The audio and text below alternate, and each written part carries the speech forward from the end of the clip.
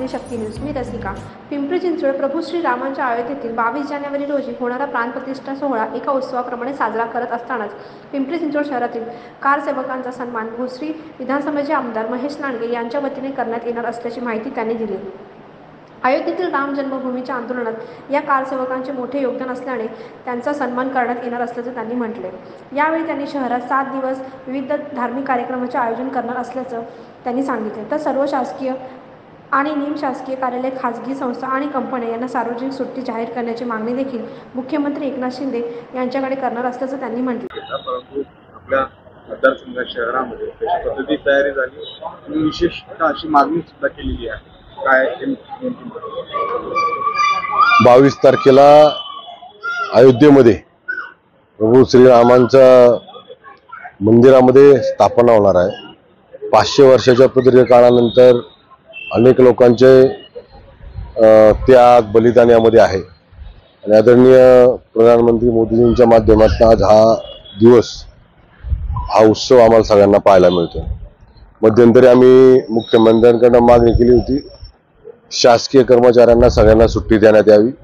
त्याचबरोबर आपल्या राज्यातल्या जेवढ्या प्रायव्हेट संस्था आहेत, कंपनीज आहेत, त्यांना पण सुट्टी देण्यात यावी अशा प्रकारची मागणी आम्ही केलेली आहे.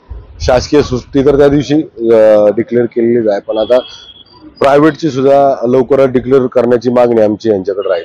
पिंपरी चिंचवड शहरामध्ये आम्ही सगळ्यांनी मिळून फार मोठ्या उत्साहामध्ये एक सप्ताह आम्ही सगळेजण साजरा करतो. त्याच्यामध्ये भजन स्पर्धा आहेत, त्यामध्ये वेगवेगळ्या प्रकारच्या म्हणजे पारंपरिक कार्यक्रम आहेत, त्यामध्ये एक भागवत कथा आहे. त्याचबरोबर एक रथयात्रा आम्ही पिंपरी चिंचवड शहरामध्ये फार मोठ्या प्रमाणात करतो 21 तारखेला. त्याच्यामध्ये पूर्ण पिंपरी चिंचवड शहरातले लोक सहभागी होते आणि ती एक रथयात्रा मला असं वाटतं महाराष्ट्रात सगळ्यात चांगली रथयात्रा होईल. अशा प्रकारचं एक वातावरण, अनेक उत्साहाचं वातावरण पूर्ण पिंपरी चिंचवड शहरामध्ये आहे. त्यामुळं हे 7 दिवस आम्ही फार एकत्र येऊन सगळेजण हा उत्सव साजरा करणार आहोत. शहरातील कारसेवकांचा सुद्धा या निमित्तानं सन्मान करतो आहोत. खरं तर राम मंदिर होते, त्यांचं मोठं योगदान आहे, नाकारता येणार नाही. परंतु अनेक कारसेवक असे की त्यांच्या घरांचे प्रश्न अजूनही प्रलंबित आहे. अशा कारसेवकांसाठी काही विशिष्ट प्रयत्न केलं जावं, काय वाटतं? कारसेवकांचं योगदान म्हणजे ते आपण शब्दात वर्णन करू शकत नाही, एवढं मोठं योगदान आहे कारसेवकांचं. त्यामुळं त्यांच्यासाठी मी पक्षाचा किंवा या देशाचा नागरिक म्हणून मला नक्कीच त्यांच्याबद्दल काहीतरी करण्याची माझ्या मनात इच्छा आहे.